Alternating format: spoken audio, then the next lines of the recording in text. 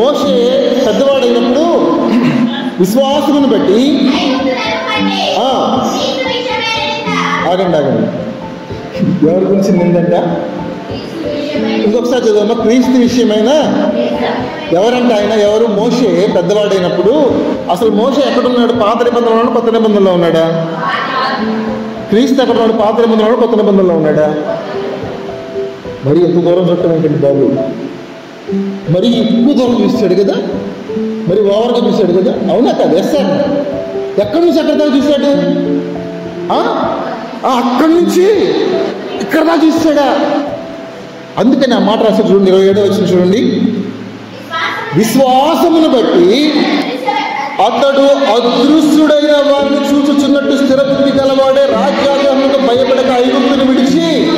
అది ఏంటి బాబు నీ డైరింగ్? ఏంటి బాబు? ఏంటి బాబు నీ డాషింగ్? ఇంత బోల్డ్గా ఉన్నది ఏంటి బాబు అంటే, నా ప్రభువుని నేను చూస్తున్నా. ఎలా చూస్తున్నావు? విశ్వాసాన్ని బట్టి అదృశ్యుడైన వారిని నేనేం చేస్తున్నాను? I could see.